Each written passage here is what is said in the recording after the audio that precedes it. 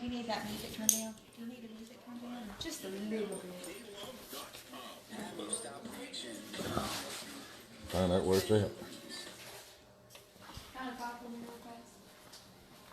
Count of five for me real fast. Count of five. 5, 5, 4, 3, 2, 1.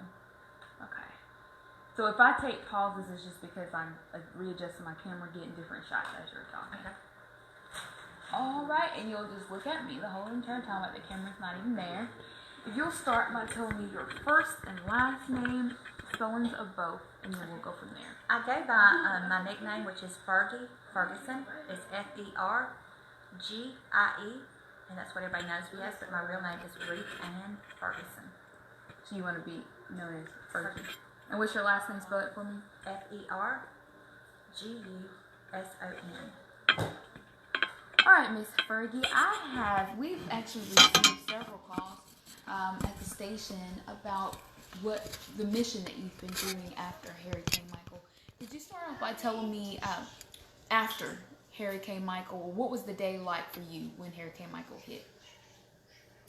Well, that morning when we went out, I had really, truly believed that God was going to watch over us. And we had prayed live on Facebook for multiple people, and we had just had a total peace. And when we went outside that day, there wasn't a limb, there wasn't a branch, there wasn't a tree down, and I really thought that's how everybody's was.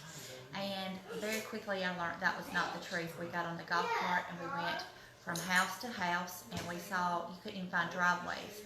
And we started knocking on doors trying to find out, are you okay? Do you need insulin put in refrigerators? There was a generator at the location we were. We didn't have any power. We didn't have any water. So we started reaching out to neighbors. And from that point, we saw that there was such a great need and traumatic. You know, they were in shock. A lot of trees had come down on houses. There were power lines down. Roads were completely blocked off. And then later on that afternoon, we were riding around again, just trying to check on people and making sure people were okay. And I saw the linesmen were leaning over a truck like this, and they had a Coke and a chip bag. And I literally said, have you guys had anything to eat? And they're like, no, we hadn't had anything since this morning. And quickly it just clicked. Go to Publix, and I bought apples, and the 3 chickens were literally about this big, and that was more bone. And we were able to feed 20-something people, but by that night we had fed 40-something people because we knew the freezer's food was going to ruin. We knew that the refrigerator food was going to ruin. So we started cooking up the grill. We started inviting the neighbors to come eat, and that's how it started.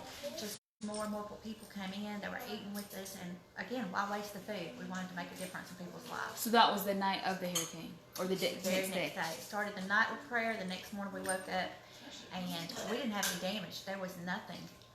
It looked like the yard had been vacuumed. Literally. There's pictures on Facebook. Your yard? Here and over at his yard, yes. Wow. And everybody else's was totally destroyed. So what was that? Was that like a sign to you? I just believe in the power of prayer. I have had such a strong walk with the Lord, and very simple life. Our TV, we don't even watch TV. It's just an internet, Xbox game TV. But I just believe in prayer. I've had many things, from pacemakers to different things that have happened in my life, and I didn't have anybody but God. And I just believe, not just with mustard seed, I believe in a mountain. And I like it was a sign. There was nothing. There was no damage, and it's on Facebook. Wow. Pictures galore. It literally looks like somebody had vacuumed the yard. So, what made you, that Thursday, I believe that was Thursday, you said that the first Thursday you guys helped around 40 linemen. Mm-hmm. Why did you guys decide to help linemen that day? Well, we were trying to help all the neighbors, and like I said, we were going door to door, and we were having to park and walk down these driveways because there was no driveway. And I'm not even familiar with that neighborhood. I'd only been in that neighborhood one time to go yard selling, and so I was like, there's houses down here, and you couldn't see houses. And so we'd go knock on doors, and we'd ask them, hey, are you okay? Do you need anything? And then there was a lady that was diabetic, and she said, I have over $200 for the insulin. It's going to ruin. So we first got, we had froze bottles of water, and we knew if anything, a bottle of water to help keep things cold, to keep medicine cold, to keep, whatever in the refrigerator cold. So we went to take ice chests and started handing those out, and then finally we realized we could take the generator and hook it up, and so people started bringing their food, their milk, their stuff, And it just seeing they were hungry and asking people, hey, do you want to eat with us? And we invited them, and they actually said, this isn't roughing it. And there's actually a video and pictures where not one light was disturbed. He had scalloped the lights, even Christmas lights, and they weren't even blown out of place. And we're sitting out there, and you can see all this. It was crazy. And so every day it was like, okay, power's still out, y'all come eat. 5 o'clock, 6 o'clock, and so they'd come eat. But the linesmen, they were literally, like I said, leaning over their truck. They had a Coke and a bag of chips, and I said, have you guys ate? And they said no. So that's when we went to buy food. We spent about $159 at the grocery store that day, and we're like, there's no way that this is going to feed hardly anybody, and we just kept going from place to place, handing out the food. Now, we're also hearing that I believe your power was out too? Yes. Your power was out, but why did you feel the need to help other people although your power was out?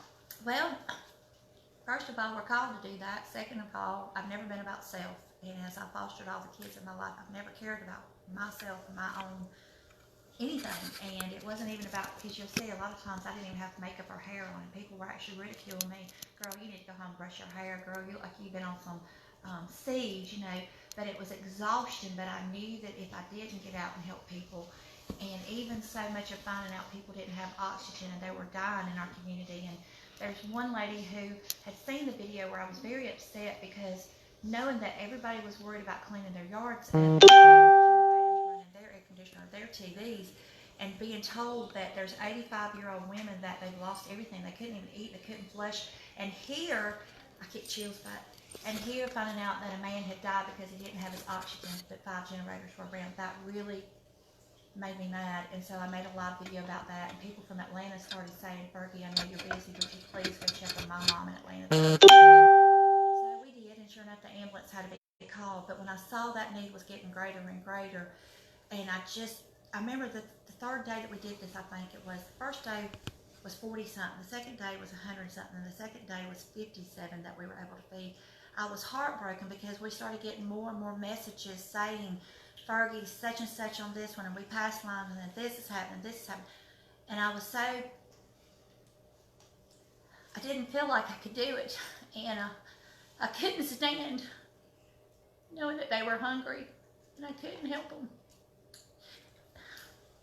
And so literally, I just started praying. I said, God, you can turn 3 fish into loaves of bread, and I need you to help me. I want to make a difference. And when people started saying, find my son, find my husband, and so it just got to where it became a mission that I was going to find them. But I didn't know. I'm not even from here. I can't say the names of these towns. I'm going to make the videos. And it came to one day, I said, tell me your names. Tell me where you're from. Tell me, who would you like to say hey to? And they're like, Fergie, you found my husband. And then I had another lady named Caroline from West Virginia, and she said, Fergie, my husband is so sick. He's taking cold showers. He can only eat tomatoes. He can only eat cucumbers and American cheese and white bread, but he won't go get it. Can you please go find him? And I said, I will do more than just find him. We'll go to the store and we'll buy these things. And it was so crazy because another wife would then say, can you find mine? And it started out Lover's Lane, but before I knew it, we're an hour and a half chasing this boy. And this other group was saying, I'm at Warwick, would you please bring us food? We're hungry. And I'm like, how did you find out about me? And I said, I promise, we're going to get to you. And we're all the way, we keep going further and further. And then this is this way. And then finally, it was so crazy. They said, Fergie, we know you've done all you can. And the Canadians, I had got sidetracked because the Canadians, there was about 50 Canadians that we were able to feed. And then they said, we're leaving the location. And I found out they were heading to Putney. And then they said, the team said, Putney? We have to go back through Putney. So it was like God was taking us to the middle. And we got to meet him, and it shows it on Facebook that it was a 40-year lineman. We got to celebrate him and honor him with the food that his wife had wanted for him. And at that same location, 5 other men that their wives and girlfriends and mothers were looking for were at that location. And so it couldn't stop because it was so, the need was there. And I can't stand to see anyone have a need. And even though it took away from us and me not being able to work and her being in the hospital, I couldn't stop, and I just asked God, we wanted blankets, because Caroline said they need blankets, they need toothpaste, they need socks.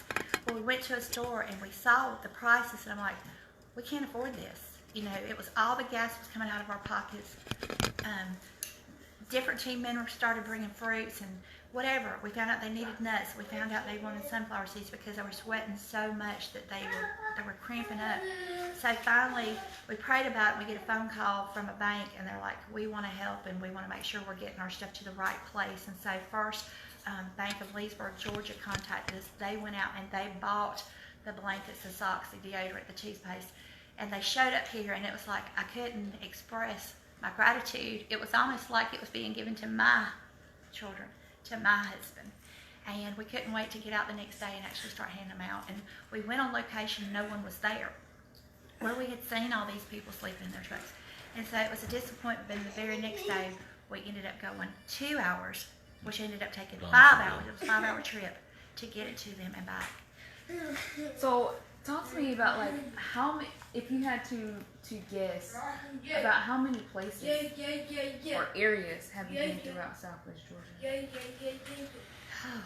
Well, some days we'd start at 11 o'clock and we would not get home till 11 o'clock at night. And we never knew where we were going. We never knew the town we were going to end up.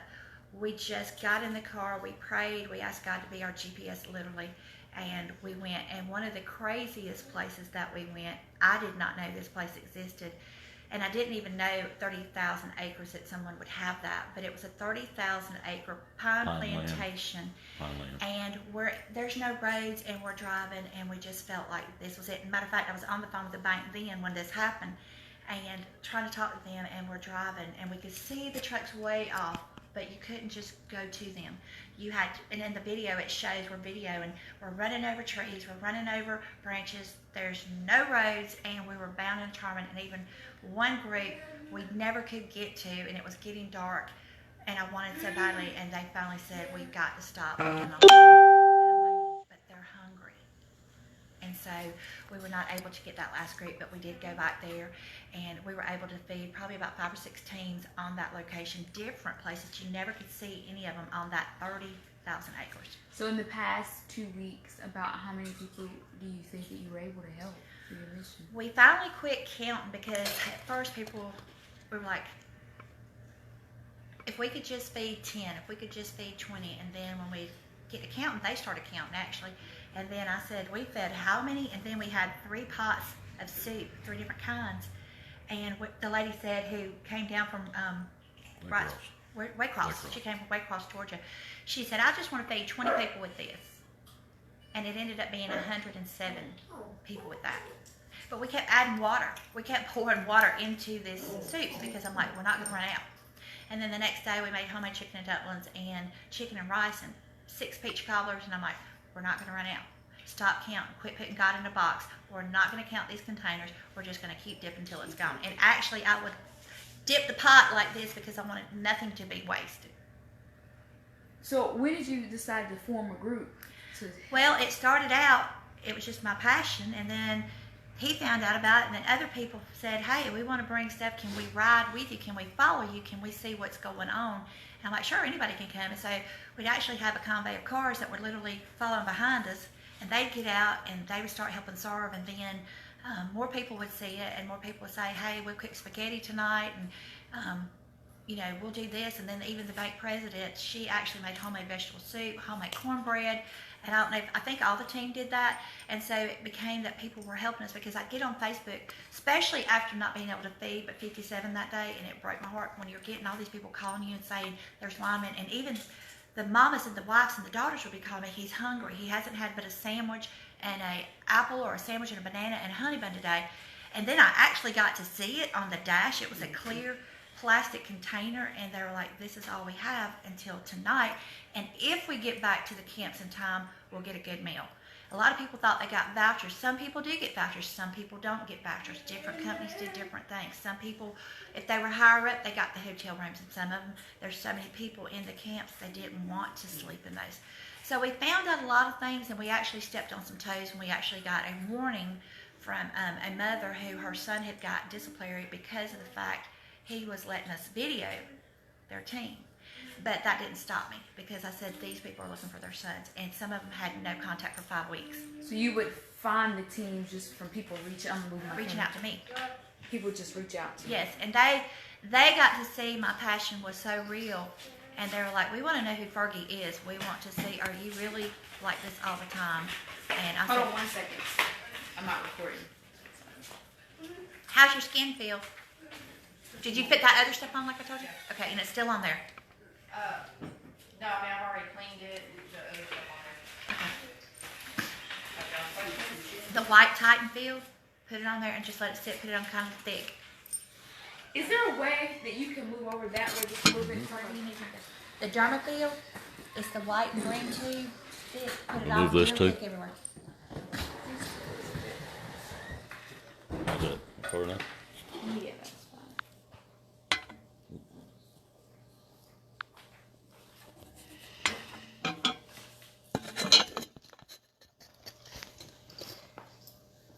Okay, so now we can pick back up. So about like how many do you feel like, the past couple weeks, that lives that you touched? Some people have reached out to us saying that you're a hero, a hometown hero. People don't really know about the things that you're doing. People need to know about.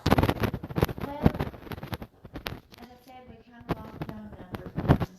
It got to where I just felt in my heart, and I started calling the lost boys and not lost, because God knew exactly where they were. And when we would show up, their mouth would be, "Where'd you come from? Where'd you find us?" And they were so shocked. And I just said, God knows exactly where you were, especially when people were asking me to go find their family members, go find their husbands, go find their sons. And I just prayed about it. And I said, God, how am I going to find them? Because I don't even know how to get anywhere in this town. I can't even say the name. And there they would be. And so I literally said, yes, I was praying with them. And I was saying, you guys do not know that how loved you are. Your family members are looking for you. And I didn't even know how to find you, but God knew exactly where you were. You're not lost. You're not broken. How long are you going to continue to help individuals? We don't have any more donations right this minute. We have gotten some things like snacks, and we still have a few socks left. We do not have any more blankets left. I want to continue to help them as long as I can, but again, we got to a point where I was actually asking on Facebook, please help me. We need meat, we need food. And it got to where people just stopped because they said, oh, the city does it, or the churches are doing, or this. And so I'm like, that's not doing us any good, because these guys are not where they can get to those things. And so they didn't believe us, and we got called liars, and we got called all these things. And so literally that's when we started video and showing. When you drive 30 miles into the middle of nowhere and it's nothing but dirt roads, this is where they are. They can't leave those poles to go get food. They can't go to the grocery store. They can't go to the gas station. But right now, we do not have any more donations. We have had people that are still telling me where they are at. They're still telling me, go find my husband, my brother, my son, whatever. But again, right now, the funds have run out. And so we have a lot of people that are wanting to help us. But again, they just have not helped us yet. And all the ones who have given all they can.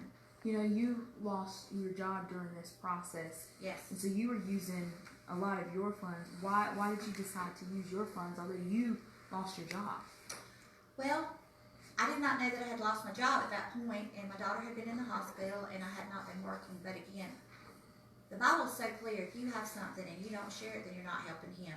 And if you have it and you're not giving it, then you're going to be held accountable, knowing that people have needs. And so that was just so strong on my heart. And I knew that I kept feeling I'm going back to work Tuesday, but it ended up, I felt on Tuesday, no, you're not going until God says to go. And then it ended up that I was not allowed to go back. And that did not hinder me, because I know that when God calls you to do something, you're going to do it regardless of whether you have the income, the finances, the job, whatever. He would make a way. And he made a way. And I did not let that take away from the good that I saw with all the emails, all the text messages, all the messenger messages. People were coming back to Christ. People were saying they had not prayed forever. They were believing again that God is real, because how could I have found their family members when I don't even know where I am myself? Wow, that was really good that you said that. Last but not least, and this is one of my last questions, let me write this down really fast.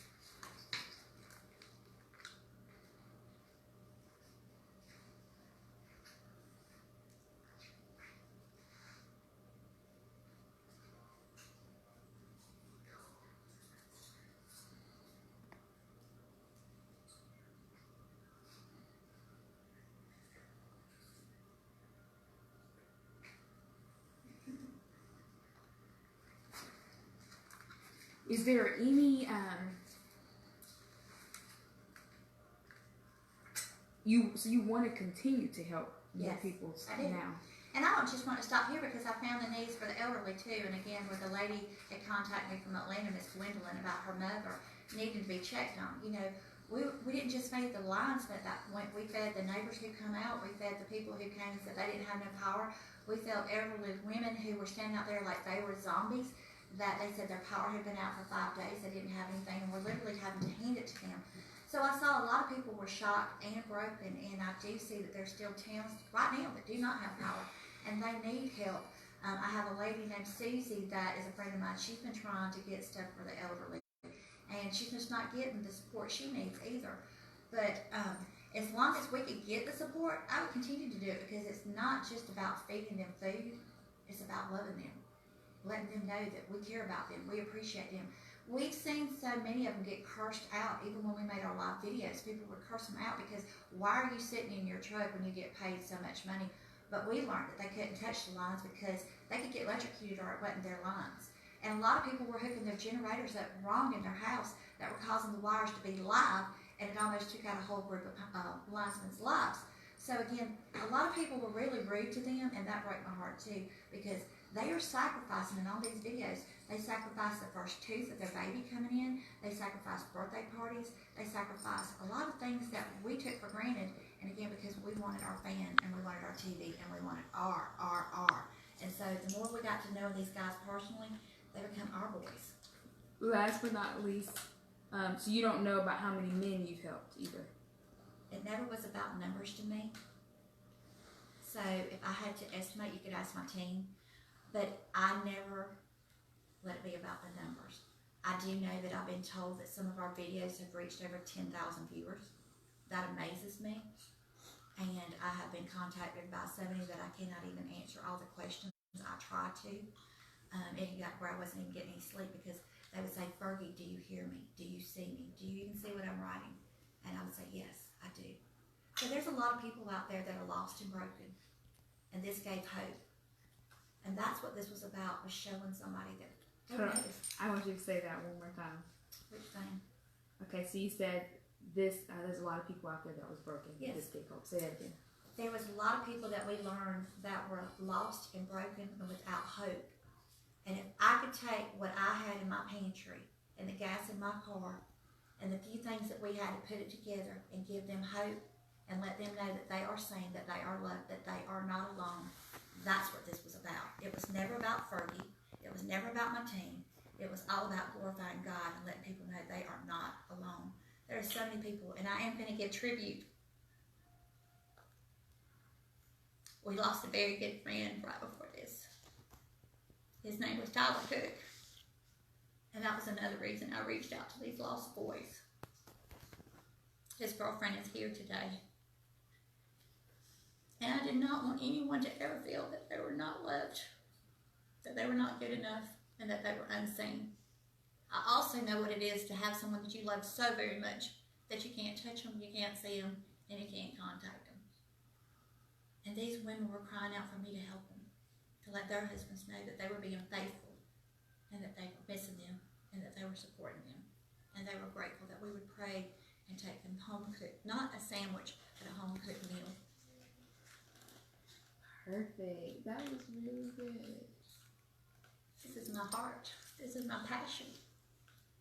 Is to help people, to love people back to life. And there's so many people out there in this world that are hurting and so alone, and no one even knows their name and no one cares. I didn't want anyone to feel that.